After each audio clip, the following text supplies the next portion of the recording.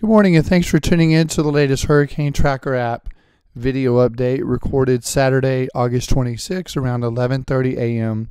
Eastern Time.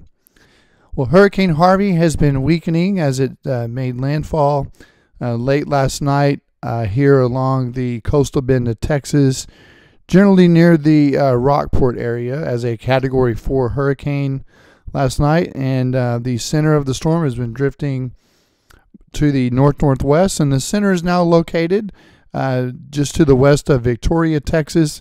And you can see it's not really moving very much. The National Hurricane Center does state that it is moving to the north at about 2 miles per hour. But what this is going to allow is the continued fetch of moisture off the Gulf of Mexico, especially into the Houston area, which we'll go over to the Houston radar in just a moment and look what's going on in southeast Texas. But you can see areas near Victoria, Port Lavaca. Eventually, these bands will train back down into Corpus Christi, Texas. And we even have bands of scattered storms and gusty winds moving through the I-35 corridor from Austin down to San Antonio. I want to go ahead and look at the total rainfall amounts so far that have been associated with Harvey. The heaviest rainfall totals occurred where that western eye wall moved through last night. And let me get this up here. You can see around Rockport, the radar estimate is about 10 to 15 inches of rain here in the white areas. Corpus Christi area, you've received about 3 to 4 inches of rain.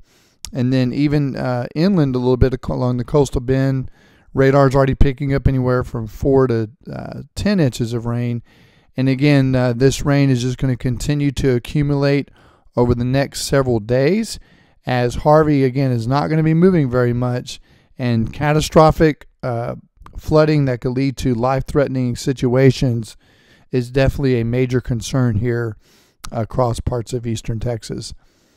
Over here in the Houston area, we've had some really intense feeder bands moving through the area overnight into this morning. You can see the fetch here off the Gulf of Mexico directly into southeast Texas. Right now, areas from Galveston up through Texas City, Baytown, Channelview, the Woodlands up to Huntsville, College Station is picking up the heaviest rain. But throughout the day, we expect these feeder bands to begin to fill in here where you currently see the dry slot. And as far as the Houston area, let me pull up the storm accumulation map. Parts of the Houston area have received up to 8 to 10 inches of rain south of town, down in the Sugarland, Alvin, Angleton area. And even over here in the Texas City to Galveston corridor, radar is picking up 10 to 14 inches of rain, may have already fallen. And in Houston Metro itself, generally around 3, 4, maybe a couple pockets of 5 inches. So you can see this rainfall is adding up. We could see, believe it or not, another 20, 30, maybe even possibly 40 inches in some isolated areas. Again, as this storm is not going to be moving out of the region in any hurry, and it probably won't move out and weaken until Tuesday or Wednesday. So a definitely dangerous situation unfolding with these rainfalls and these feeder bands here across parts of Texas. Right now, those of you over here in southwestern Louisiana, let's take a look at the radar over here for a moment. There was some thought that Harvey would move back out over into the Gulf of Mexico and possibly come up the coast or into southwestern Louisiana. The models have backed off of that, so we have lowered alert levels down for this area pretty much to no major impacts. But, you know, you could still see a feeder band move through every once in a while. You could see some scattered showers now moving off the Gulf through the Lake Charles region and then the southwest Louisiana. So you could still definitely pick up several inches in some localized areas here. I want to pull up the Hurricane Center's latest forecast track real quick for Harvey before we let you go here. Just a moment. So by this afternoon, Harvey should be weakening to a tropical storm, and then should weaken to a depression overnight tonight or into the morning on Sunday.